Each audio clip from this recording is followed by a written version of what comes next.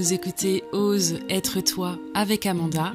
Je suis psychologue et psychothérapeute et je vous propose de partir ensemble à la découverte de notre monde affectif pour développer notre boussole intérieure, gagner en confiance, en autonomie et en liberté et retrouver tout notre potentiel en allant vers une vie équilibrée, dynamique et sereine. Si cet audio vous inspire, n'hésitez pas à commenter, à liker ou à partager ce podcast à quelqu'un qui en aurait besoin et à qui ça pourrait faire du bien. Vos contributions sont très précieuses pour moi. Elles me permettent de développer mes interventions et de tout cœur, je vous en remercie. Bonne écoute! Bonjour à toutes et bonjour à tous, j'espère que vous allez bien. Peut-être que vous l'avez remarqué, mais il y a 15 jours, je n'ai pas publié d'épisode de podcast comme à mon habitude. Et ça ne veut pas dire que je vais arrêter ou que je vais changer le rythme, simplement j'avais besoin de faire une pause parce que j'avais des choses importantes à réaliser dans ma vie, ça m'a pris du temps et puis ça m'a imposé de faire des choix et de réduire certaines activités pour être disponible pour d'autres choses. Et je vous le partage parce que je vous invite souvent à prendre du temps pour vous, à revenir à vous. Parfois, c'est important de savoir dire stop, de ralentir, de prendre un temps de pause. Et ce temps de pause m'a d'ailleurs permis de réfléchir un peu au chemin que j'avais parcouru, à tous ces épisodes de podcast que je vous propose. J'ai pu remarquer qu'un fil rouge se dessine au fil des épisodes et des thèmes que j'aborde, et ce fil rouge, c'est la relation à l'autre de manière générale, que ce soit dans le couple, dans la famille, de manière professionnelle, en amitié, peu importe, mais c'est important pour moi de vous proposer du contenu qui vous permette d'avoir des relations épanouissantes, enrichissantes, saines, sereines et surtout vivantes. C'est un thème qui m'anime énormément et depuis très longtemps et que j'ai été fouiller vraiment en profondeur, que j'ai questionné pour moi et pour accompagner au mieux les gens que je reçois. Et donc je vais être amenée à développer de plus en plus des interventions autour de ces thèmes-là, de ces sujets, de ce fil rouge. Et j'ai mis en place un petit questionnaire que je vous demande de remplir si vous avez 5 minutes, c'est pas très long. Et moi, ce serait vraiment très aidant, très utile pour vous proposer des choses ciblées qui vous parlent, qui sont en cohérence avec ce dont vous avez besoin pour pouvoir continuer à avancer. Donc merci d'avance, je vous mets le lien dans la description de l'épisode et puis on va pouvoir commencer réellement cet épisode de podcast avec cette question: doit-on ne rien attendre des autres ?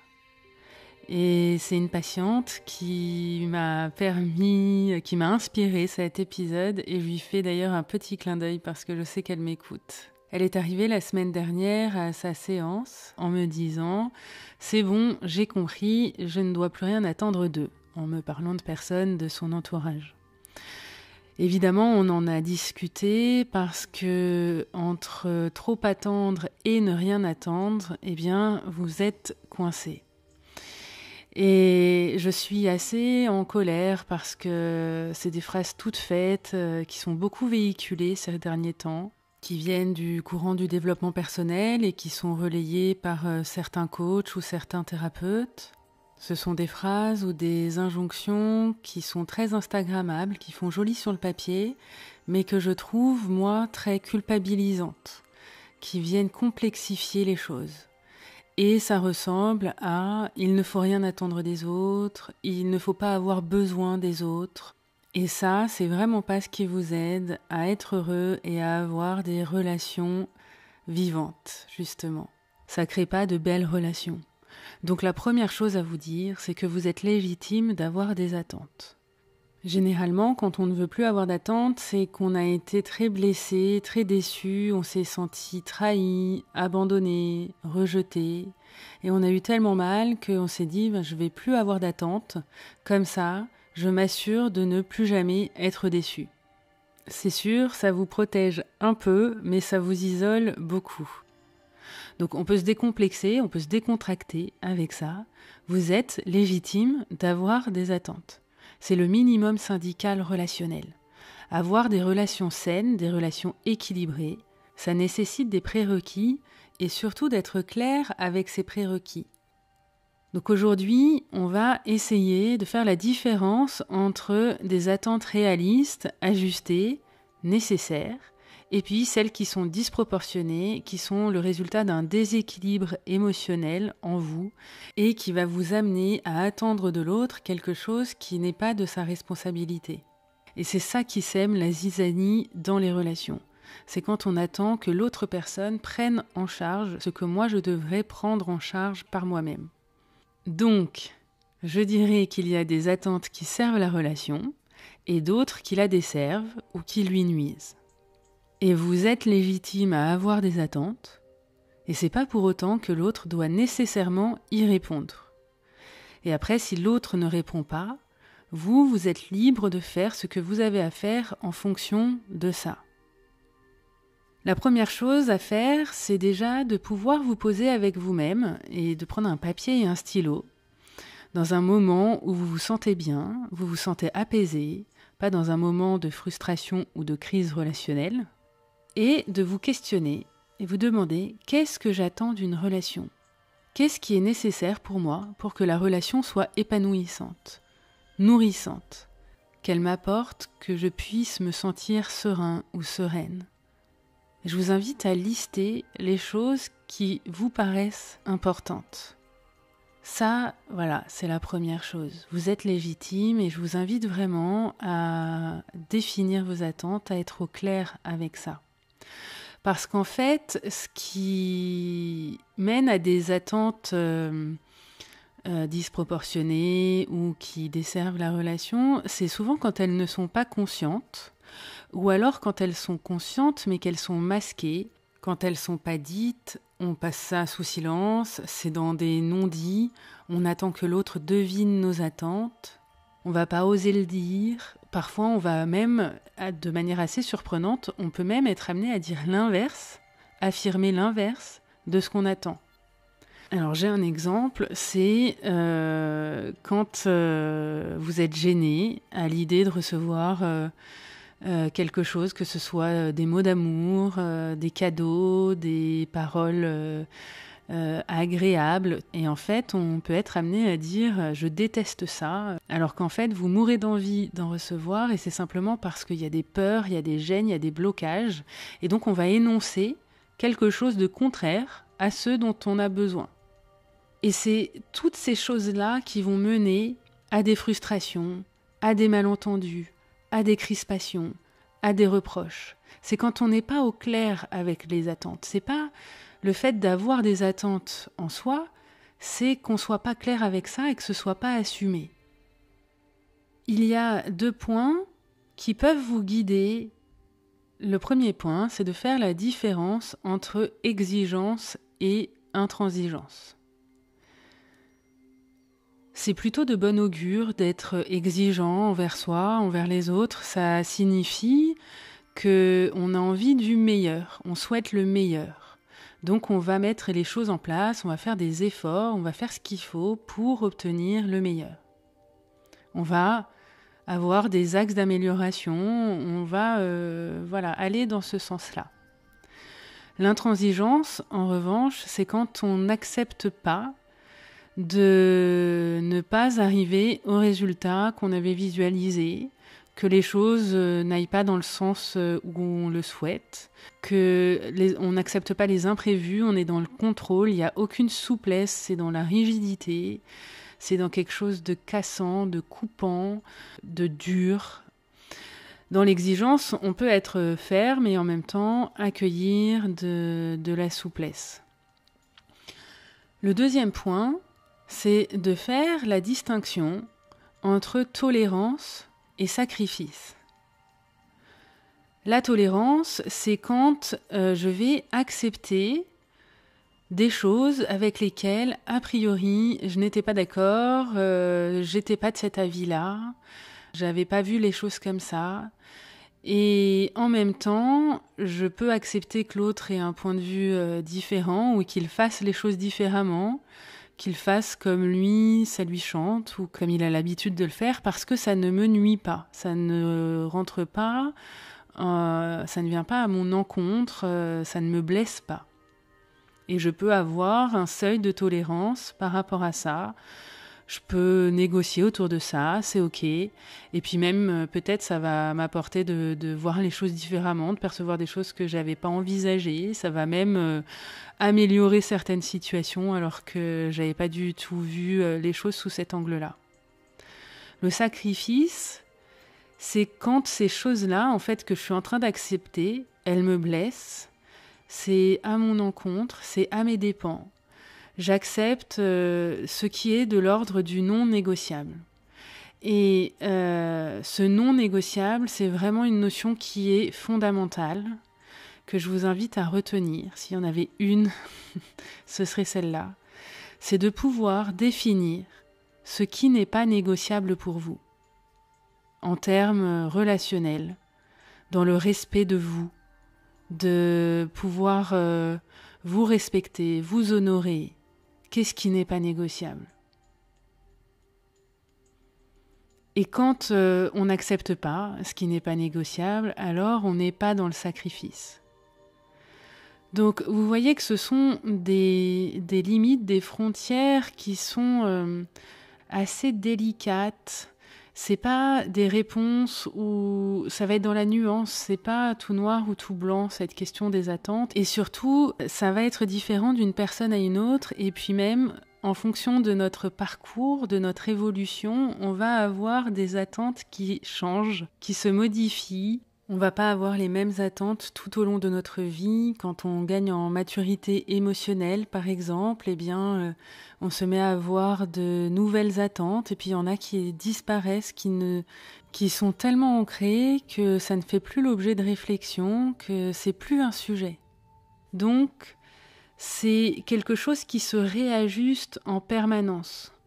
Je voudrais ici vous partager que dans une relation toxique, dans une relation qui n'est pas saine, souvent vous êtes face à des personnes qui ont le don, que ce soit conscient ou pas, de ne pas répondre à vos attentes, qui sont très souvent pas là où on les attend et qui sont là où on ne les attend pas. Et ça, c'est vraiment quelque chose qui doit vous alerter, qui doit vous questionner, parce que ça vient dire qu'il y a quelque chose qui ne va pas. C'est pas forcément fait dans l'idée de vous nuire, il y a quand même quelque chose qui vient dire qu'il y a une incohérence, que peut-être il y a une incompatibilité. Et il est vraiment très difficile de prendre conscience qu'on a une part de responsabilité parce qu'on accepte dans ces relations ce qui est de l'ordre du non négociable. Alors bien sûr, ça prend place petit à petit, ça se fait pas du jour au lendemain, ça arrive pas d'un coup comme ça, c'est beaucoup plus insidieux que ça et donc c'est difficile à repérer. Et un beau jour, vous voyez clairement que vous êtes en train d'accepter depuis longtemps des choses qui n'étaient pas négociables. C'est de pire en pire. Et souvent, là, on s'aperçoit que cette relation où la personne en face fait des choses qui ne sont pas du tout en respect de nous et que nous, on n'est pas non plus en respect de nous en acceptant ces choses-là. Et c'est là où vous voyez que c'est compliqué de ne pas avoir d'attente parce qu'alors, comment je fais pour me protéger? Comment je fais pour honorer la personne que je suis et pour honorer mes besoins, pour m'apporter et que l'on m'apporte le respect nécessaire. Je vous disais tout à l'heure qu'il était important que vous soyez clair avec vos attentes et que l'autre n'était pas obligé d'y répondre, ça c'est sa liberté fondamentale. Et je crois qu'il est bon de pouvoir faire le point sur ce qui est de ma responsabilité. Quels sont mes besoins? C'est pour ça que je vous disais tout à l'heure de lister vos attentes pour voir quels sont mes besoins et de vous demander qui est à charge de s'occuper de cela. Et la première des choses pour regagner de la liberté, pour regagner de la souplesse et d'aller vers des relations harmonieuses, c'est de s'occuper soi-même de nos besoins, dans un premier temps. Parce que on va arrêter de faire dépendre ça de l'autre. Et il y a des choses, en revanche, pour lesquelles l'autre est responsable de s'en occuper. Je vais vous donner des exemples concrets. Si j'ai besoin de douceur et que ma personne de préférence, je dirais, pour m'apporter cette douceur n'est pas disponible, alors je vais avoir à ma disposition d'autres ressources. Si j'attends à tout prix que ça vienne de cet autre qui n'est pas très disponible à ce moment-là, alors ça va générer de la frustration, des malentendus, des conflits, etc. Cette douceur dont j'ai besoin, j'ai plusieurs accès pour me l'apporter. D'abord, je peux me l'apporter à moi-même en me mettant sous un plaid, en me faisant une tisane bien chaude, en me mettant des odeurs autour de moi qui vont être agréables, réconfortantes. Vous pouvez aussi aller chercher du réconfort auprès d'une autre personne qui sera disponible à ce moment-là. Donc l'autre n'est pas responsable de s'occuper de votre besoin de douceur. C'est mieux évidemment s'il le fait et il y a un moment où il va être nécessaire qu'il soit disponible. S'il est jamais disponible pour ça, ça risque d'être problématique. En revanche, s'il n'est pas toujours disponible pour ça, eh bien ça fait partie de la relation. Vous voyez là la différence entre exigence et intransigeance ou tolérance et sacrifice. Maintenant, si vous êtes dans une relation avec quelqu'un et que vous souhaitez réaliser quelque chose, que ce soit un projet, que ce soit la relation en elle-même, ça nécessite un investissement, un engagement de l'autre, sa contribution, sa participation. Et ça, vous ne pouvez pas pour lui ou elle. Ça lui appartient, c'est sa responsabilité. Et pour illustrer ça, c'est lorsque vous faites une rencontre amoureuse et que la personne en face n'est pas sur le même plan, n'a pas les mêmes envies, les mêmes attentes. Et vous allez soit essayer de vous convaincre que ça vous correspond, ou alors vous allez nourrir l'espoir que l'autre change de posture, change d'envie ou d'attente. Et ça, je crois que c'est voué à l'échec et que vous risquez d'être très déçu en effet parce qu'il y a quelque chose qu'on n'entend pas quand on fait ça. Soit on se nie soi-même, soit on est en train de nier l'autre. Donc c'est important d'écouter ce qui est énoncé. J'avais envie de vous donner des exemples concrets d'attentes de l'ordre du non négociable en vous partageant des attentes relationnelles qui m'appartiennent. Ça a évolué pour certaines au fil du temps. Et ces attentes-là, eh bien, ce sont le fait de pouvoir communiquer, que l'autre soit dans une volonté de communication. Je ne m'attends pas à ce que ce soit parfait, que ce soit parfaitement dit, parfaitement exprimé. Je ne suis pas parfaite non plus, loin de là. Et parfois, c'est difficile pour moi de parler, de dire ce que je ressens. Mais c'est que l'autre soit dans cette volonté de partage. Et s'il n'y a pas ça, alors je ne peux plus être en relation. J'ai besoin vraiment que l'autre ne me laisse pas dans le silence ou dans le vide avec mes questions, mes interrogations, mes insécurités. Je ne lui demande pas de prendre en charge mes insécurités, mais d'avoir la curiosité ou l'écoute pour les entendre et pour qu'elles soient partagées.